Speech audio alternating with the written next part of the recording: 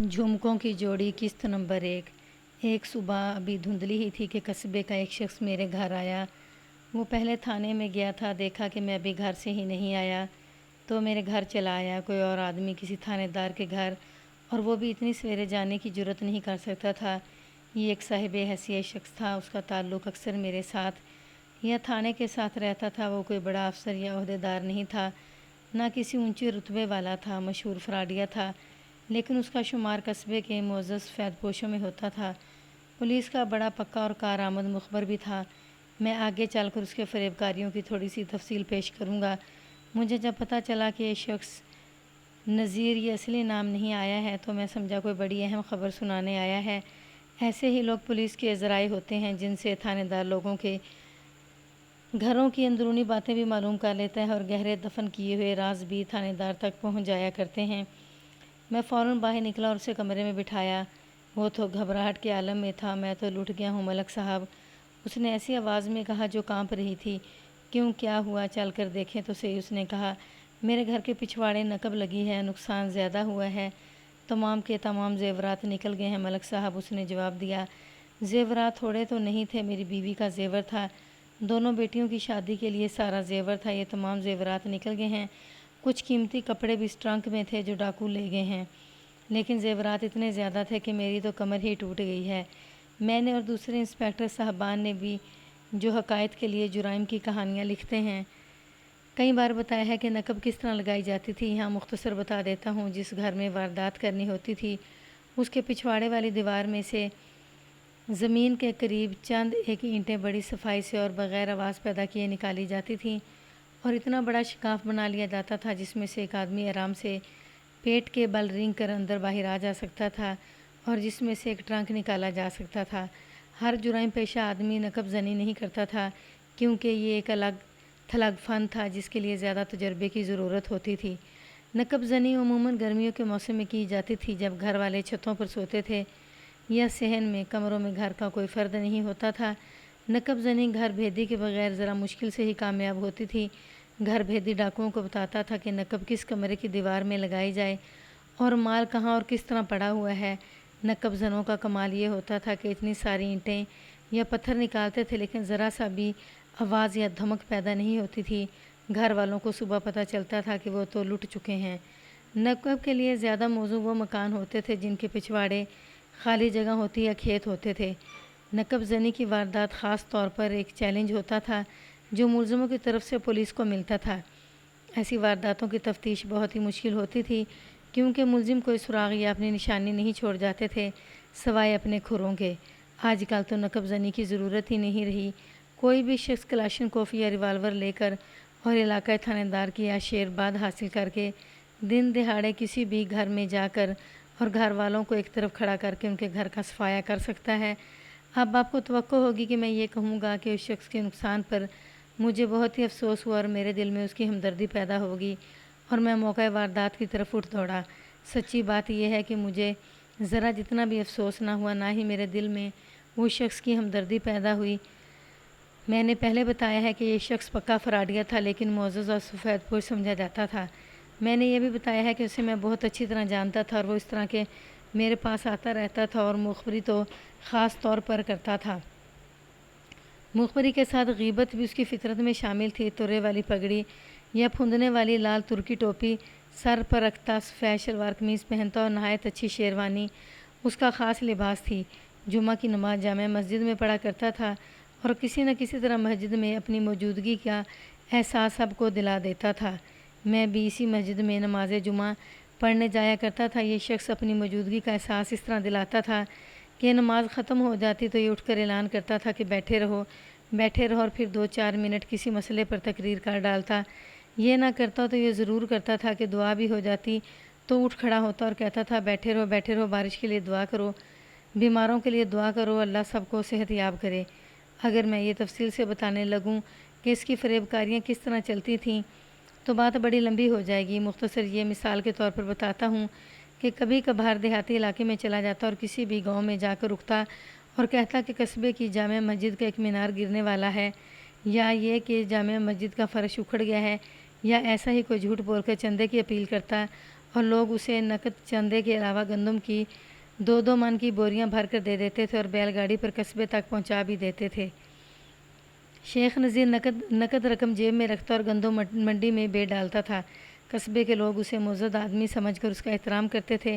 شکل و صورت سے بھی وہ معزز لگتا تھا اور اصل جادو اس کی زبان میں تھا۔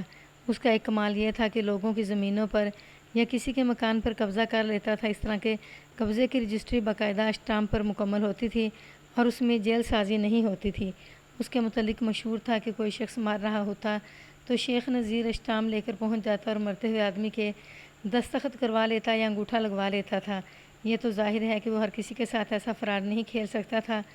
وہ دیکھ لیتا تھا کہ یہ شخص اس کا شکار ہو سکتا ہے۔ مجھے دلی خوشی ہوئی کہ اس شخص کو بھی کسی نے لوٹا ہے۔ میں جانتا تھا کہ اس کے جو زیورات چوری ہو گئے ہیں ان میں ایک رتی سونا بھی حلال کی کمائی کا نہیں تھا، لیکن مال حلال کا تھا یا حرام کا، یہ نقب زنی کے ذریعے نکل گیا تھا اور میرا فرض تھا کہ ملزموں کو پکڑوں۔ میں نے جلدی تیار ہو کر ناشتہ کیا، اسے بھی ناشتہ کروایا اور پھر تھانے جا کر رپورٹ درج کی۔ تھانے جاتے ہی ایک کانسٹیبل کو کھوجی کی طرف دوڑا دیا کہ وہ موقع واردات پر پہنچ جائے۔ میں ایک ہیڈ کانسٹیبل اور 3 کانسٹیبلوں کو ساتھ لے کر شیخ نذیر کے ساتھ موقع پر چلا گیا۔ عام شہری جب نقب لگی ہوئی دیکھتے ہیں تو ان پر خوف و ہراس طاری ہو جاتا ہے، یوں لگتا ہے جیسے جن بھوت آئے تھے اور یہاں سے دیوار توڑ کر مال نکال کر لے گئے ہیں۔ نقب مکان کے پچھواڑے والی دیوار پر لگی ہوئی تھی، پیچھے کھیت تھا جس میں کوئی فصل نہیں تھی، مٹی کچی تھی، اس لیے نقب کے قریب کھرے بڑے صاف اور واضح تھے۔ یہ کھرے کھوجی نے آ کر دیکھنے تھے، اس لیے کانسٹیبل کو وہاں کھڑا کر دیا کہ کھیت میں کوئی آدمی نہ آئے۔ میں شیخ نذیر کے ساتھ اس کے مکان میں اندر چلا گیا۔ نقب والے کمرے میں جا کر دیکھا ٹرنک اسی کمرے میں رکھے تھے۔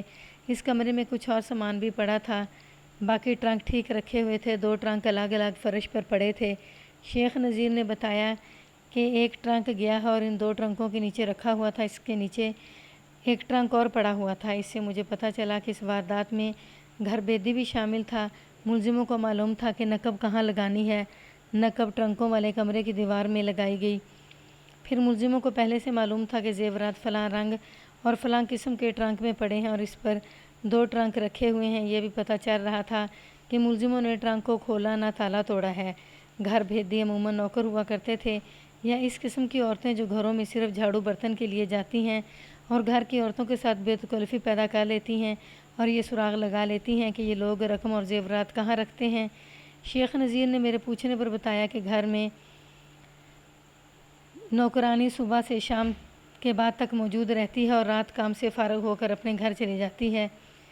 شیخ نذیر نے بتایا کہ نوکرانی بیچاری بہت ہی غریب ہے، شریف اور مری میٹھی سی عورت ہے اور یہ ایسی جرت کرنے کے قابل ہے ہی نہیں کہ ڈاکوؤں کے ساتھ مل کر واردات کرائے۔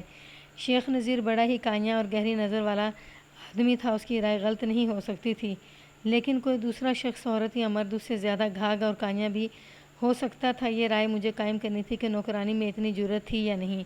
میں نے جو بات بعد میں پوچھنی تھی وہ اسی وقت پوچھ لی، وہ یہ تھی کہ اس نوکرانی کی کوئی جوان بیٹی ہے اور اگر ہے تو کیا اس گھر میں آتی رہتی ہے؟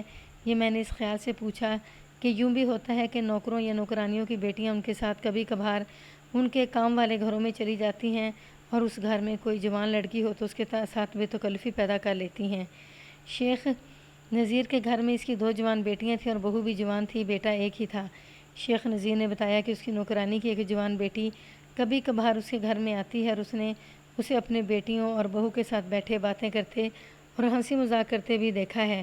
میں نے شیخ نذیر سے کہا کہ اس واردات میں گھر بھیدی لازماً اور یقیناً شامل ہے۔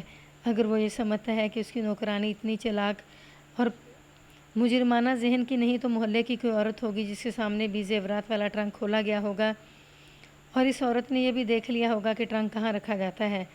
میں آپ کو یہ بھی بتا دوں ملک صاحب، شیخ نذیر نے کہا، جو ٹرنک گیا ہے وہ بہت ہی پرانا خستہ حالت میں تھا اور اس کا رنگ بھی جگہ جگہ سے اکھڑا ہوا تھا۔ یہ میں نے خود عورتوں سے کہا تھا کہ زیورات اس میں رکھا کریں۔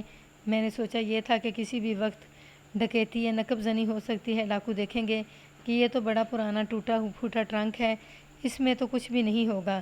ملزم اچھی قسم کے ٹرنک اٹھا لے جائیں گے، لیکن دیکھیں کہ ایک ہی ٹرنک گیا اور وہ بھی پرانا ٹوٹا پھوٹا ٹرنک تھا۔ اس نے عورتوں کو ساتھ والے کمرے میں بٹھایا اور مجھے بلا لیا۔ میں نے دیکھا کہ ایک تو اس کی بیوی تھی، 2 بیٹیاں اور ایک بہو تھی۔ میں نے انہیں کہا کہ یہ واردات گھر بھیدی نے کروائی ہے اور وہ سوچ کر اور یاد کر کے بتائیں کہ کسی عورت کو یہ معلوم ہوگا کہ زیورات اس ٹرنک میں رکھے ہیں۔ میں نے ان سے نوکرانی کے متعلق بھی پوچھا، لیکن شیخ نذیر کی طرح انہوں نے بھی نوکرانی کو سیدھی سادی اور بے ضرر عورت بتایا۔ انہوں نے نوکرانی کی بیٹی کا ذکر بھی کیا، لیکن یاد کرنے کے باوجود ان میں سے کسی کو بھی یاد نہ آیا کہ لڑکی نے کبھی اس ٹرنک میں زیور رکھتے ہوئے انہیں دیکھ لیا ہو۔ یہ چاروں عورتیں سوچتی رہیں، یاد کرنے کی کوشش کرتی رہیں، لیکن کسی کو بھی یاد نہ آیا۔ میں نے ان سے یہ بھی پوچھا کہ انہیں کسی پر تو شک ہوگا۔ انہوں نے کسی پر بھی شک کا اظہار نہ کیا۔ میں نے نقب کو بڑے غور سے دیکھا، صاف پتہ چلتا تھا کہ یہ نقب زنی کوئی تجربہ کار آدمی ہے۔ میں نے بتایا کہ ہر جرائم پیشہ شخص نقب زنی نہیں کر سکتا تھا، یہ خاص قسم کے ملزموں کا کام تھا۔ مطلب یہ کہ ملزم اناڑی یا نہ تجربہ کار نہیں تھا۔ میں ان عورتوں سے فارغ ہوا تو کھوجی نے مجھے بتایا کہ 3 آدمی تھے اور اینٹوں کے، اور تینوں کے الگ الگ کھرے بڑے صاف پائے گئے ہیں اور یہ اتنے صاف ہیں کہ ان کے مولڈ تیار کیے جا سکتے ہیں۔ میں نے ہیڈ کانسٹیبل سے کہا کہ وہ کھروں کے مولڈ تیار کرنے کا بندوبست کرے۔ کھوجی نے بھی کچھ دور جا کر دیکھنا تھا کہ یہ کھرے کس طرف گئے ہیں۔ تفتیش کی تفصیلات بڑی لمبی ہوا کرتی ہیں جو پوری کی پوری تحریر نہیں کی جا سکتی۔ میں نہایت اہم اور ضروری باتیں سنا رہا ہوں۔ یہ میں اس لیے کہہ رہا ہوں کہ بعض اوقات کہانی سناتے کوئی ایسی بات آ جاتی ہے جس کی پوری بیک گراؤنڈ نہ سناؤ تو یوں پتہ چلتا ہے جیسے ایک افسانہ گھڑ لیا گیا ہے، یا یہ جو کہانی کی بات ہے اس کو مزید دلچسپ بنانے کے لیے پیدا کر لی گئی ہے۔ میری کہانی میں آپ کو کوئی ایسی بات دیکھیں تو یہ نہ سمجھیں کہ یہ اتفاقیہ پیدا ہوگی یا میں نے خواہ پیدا کر لی ہے۔ اس کے پیچھے بعض دفعہ تو 2 3 دنوں کی تفتیش اور پوچھ گچھ ہو چکی ہوتی ہے۔ مثلاً جو یہ تفتیش سنا رہا ہوں، اس بار آپ دیکھیں گے کہ میں نے واردات والے گھر کے افراد پر زیادہ توجہ مرکوز رکھی تھی۔ اس کا اچانک مجھے خیال نہیں آیا تھا، بلکہ اس کے پیچھے کئی مخبروں کی رپورٹیں تھیں، اور کچھ میں نے اپنی آنکھوں دیکھا اور کچھ میں نے اپنے دماغ سے سوچا تھا۔ واردات والے گھر میں جو کچھ دیکھنا تھا وہ دیکھا، اور جس کسی سے جو بات ضروری پوچھنی تھی وہ پوچھی۔ ٹرنک جو چلا گیا تھا، اس کا رنگ، سائز اور ساخت وغیرہ معلوم کی، اور یہ بھی لکھا کہ اس ٹرنک میں کیا کچھ تھا جو ڈاکو لے گئے ہیں۔ ایک تو زیورات تھے، نقد رقم بھی تھی جو آج کے حساب سے کم و بیش 2 لاکھ روپے بنتی تھی، اور بڑے قیمتی کپڑے تھے جس میں کچھ سلے ہوئے اور کچھ ان سلے تھے۔